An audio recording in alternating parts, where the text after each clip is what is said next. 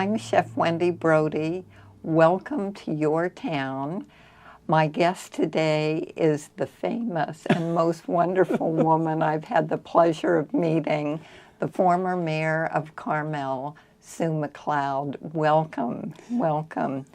When we spoke and we were talking about you coming on the show as a guest, you fed me the most wonderful phrase that I'm giving total credit to you for, what I've had to eat for my country. Because as many people know, besides being the former mayor, you had ties to the other CIA, the real CIA. We know it as the Culinary Institute of America. So that's the part of you that I'm sure so many people are interested in, as whatever you want to talk about, and again, what you've had to do and eat your way through the world. So I hand it over to you. Well, I seriously thought of writing a book entitled What I've Had to Eat for My Country, and I also thought about writing one of my favorite picnic spots around the world, and then I got very selfish because I thought, I don't want other people going to these wonderful spots that I've found. So what I've had to eat for my country, well, in one case, it was really life or death, because in Japan they have a fish that's called in Japanese fugu, which is a blowfish, a puffer fish, and it's a special restaurant that serves it, is certified to serve it, and every year you read in the paper about some famous person who has died eating this fish. So one of my Japanese friends, when we were going out to dinner, said, "Would you like to go to a fugu restaurant?" And I said, "No, thank you. I really don't feel that that's something that I need to experience. If I want to play Russian roulette, there are neater ways to do it." So one night we were at a ryote, which is like a ryokan is an inn where you stay, but a ryote is a restaurant, almost like a private restaurant. You go in and you're served whatever, and you leave. No bill is presented because you have established credit and it comes to your office, and so forth. How gracious.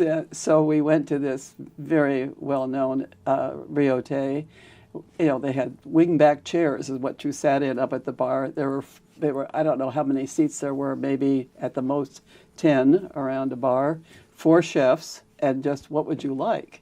And out came all kinds of fish on museum quality serving pieces. It was wonderful. On the way home, my friend Kinji said, well, what was your favorite dish? Or, you know, we were critiquing the evening, and we talked, and finally he said, "What'd you think of the dish that was," and he described it, and I said, "Oh, it was fine, you know," and he said, "That was fugu." And You weren't assassinated. Death by fish. And I thought, oh, you know, to be truthful, I was furious. I didn't sleep that night. I wasn't sure if it was going to be instantaneous death or how it hit you. But I, you know, would like to have participated in my death sentence. So that was fugu. And then the prime minister at the time had a favorite place that he liked to go down on the river, and it was famous for turtles. Everything made from turtles. I had never thought about eating turtles, but we got there, and I heard my host say, "Order wine." I mean, I heard the Japanese word for wine, and they served it in this, you know, nice little sake. Are you aware that there are 2 sizes of sake glasses? One for women, which is smaller, than the one for men, which is larger. Oh my goodness! No. Anyway, they came and they poured it. It was red, and you know, I looked at it and smelled it. I mean, I could smell that it was alcohol, and so. And he said, you know, chug it. You know, don't sip it.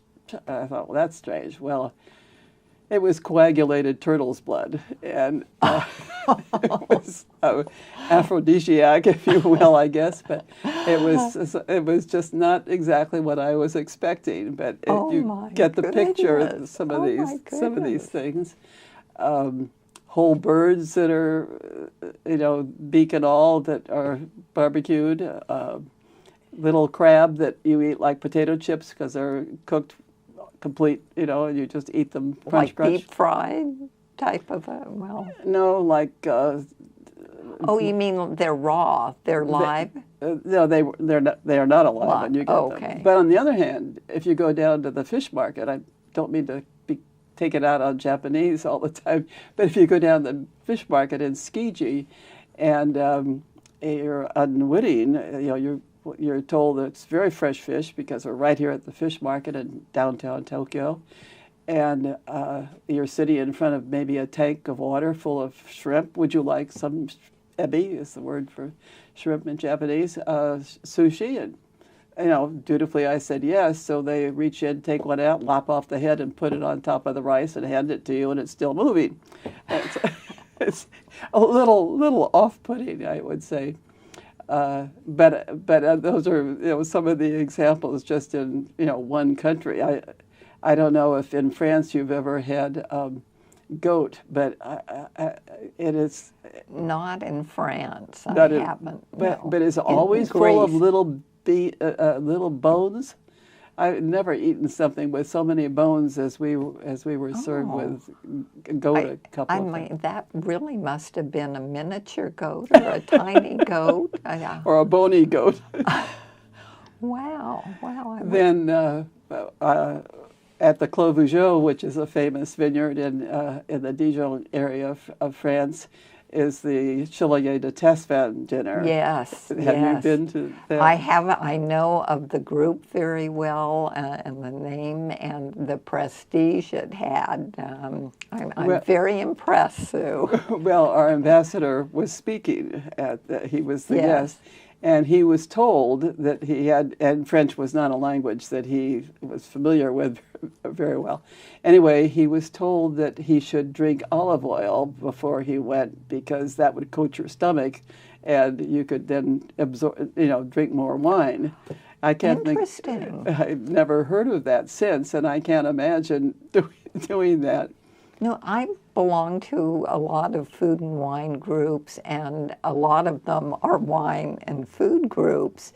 And with today and having to be so careful about drinking and driving, and Uber in our area isn't always readily available, I'm actually going to try that. Not that I drink that much, but I'm usually the designated driver. That's an interesting tip. Okay, well, you can give me the results and your listenership. But it's also very impressive to see these people walking with 5 bottles of wine. Yes. I've never seen an array of glasses for a dinner. That was really very interesting. But then of course, being a McCloud, have you had haggis in your? Yeah, in fact, I won a contest on haggis.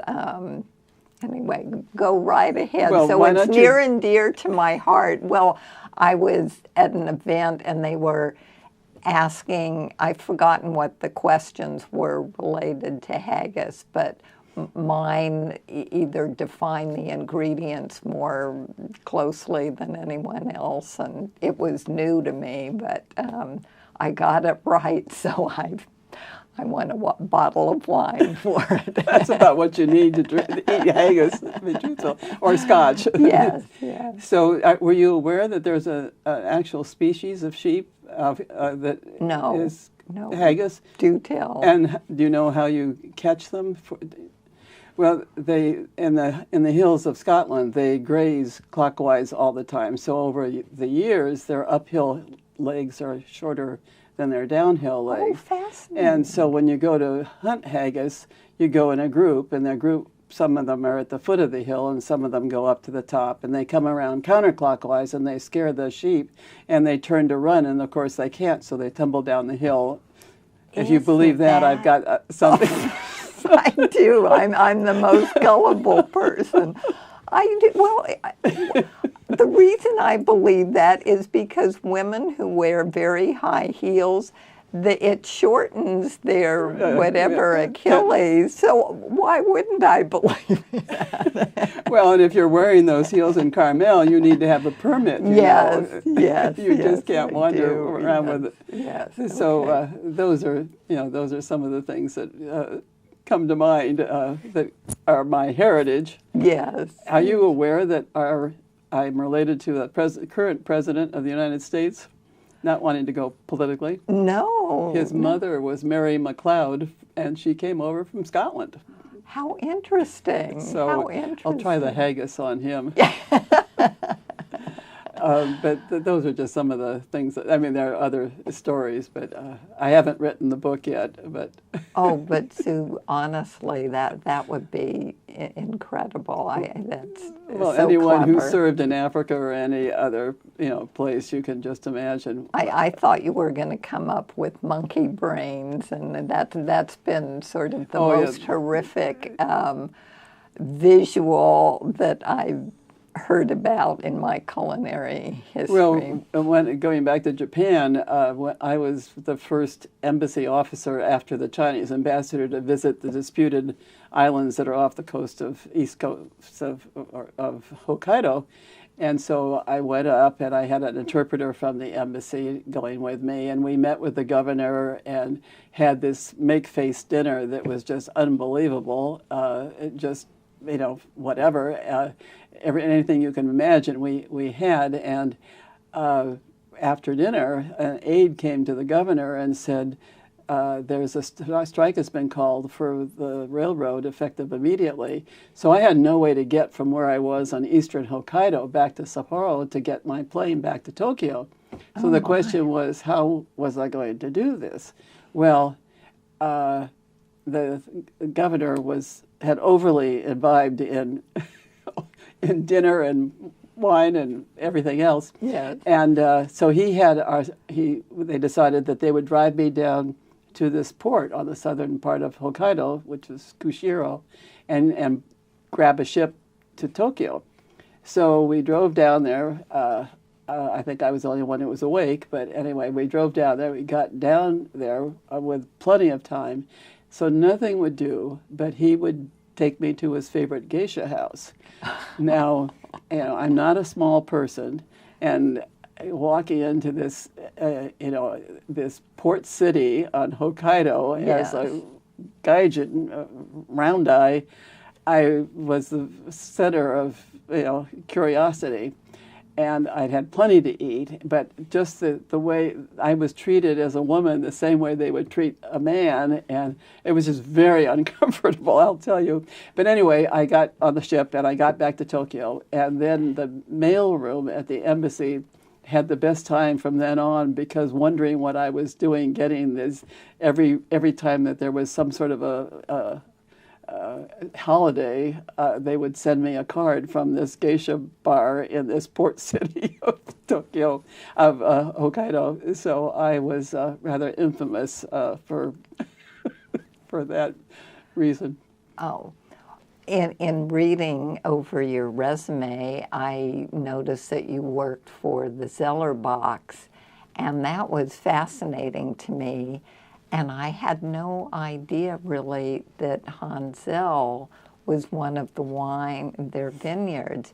And that was one of the wines that my first husband and I had and got on their mailing list. And of course, he got the Hansel, his name on the Hansel, so I lost my status over the years. But that is an incredible wine. I'm so jealous and envious. The Chardonnay and the Pinot Noir in particular, and it was such a scandal when that first came out in the mid to late 50s.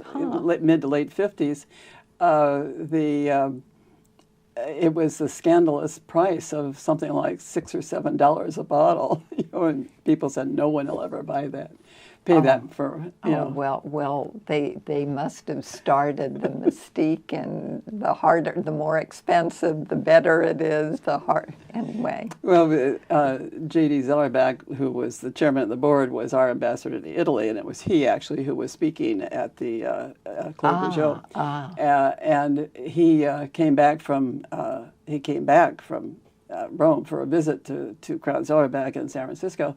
And he asked me to go down to the art department and to get some of the cartons so he could take them back that had the logo and so forth on them, and he could critique them by having them. So he said, go down and see Art Fox, who was head of the art department, and get the knocked down versions so I can easily pack them. Well, having spent a lot of time in England, I went down and they were tearing apart the art department, and Mr. Fox was all the way at the far end, and he said, what do you want, Sue? And I made the mistake, and I said, I want the knocked up cartons. So I never lived that down all the time I was at Crown. Yes. But it was actually very interesting because Richard Zellerbach was born with who was acting chairman of the board and of the various family foundations. And so I worked directly for Richard right out of college, and only because he'd gone to Stanford, and I happened to walk in cold, and there was nothing to do in San Francisco in the mid-50s that wasn't almost sort of just charity work.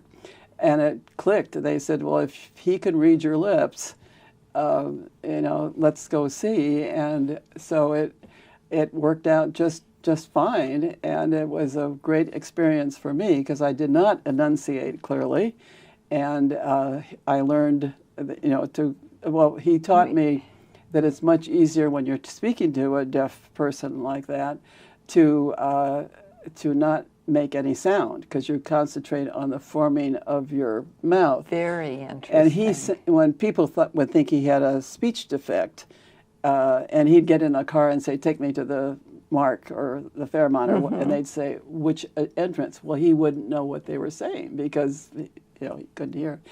But he flew a plane. He was a good dancer. He was married. He had trotters that he raised. He has a daughter. It was fascinating, and he sat on the HEW board for the hearing, speech and hearing.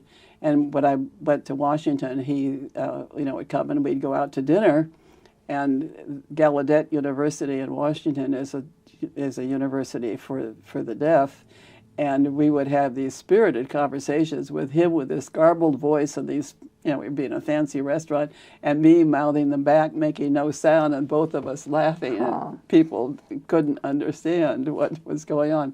But he felt very strongly in opposition to Gallaudet and similar schools because our society was too fluid, and you needed to obviously learn how to live with the real world. So we've come a long way with the Helen Keller attitudes. I mean, this is just so wonderful to hear a story like that. Sue, we need to have you back on at some point, because I want to hear not where the picnics would be, but what your criteria for the perfect picnic spot.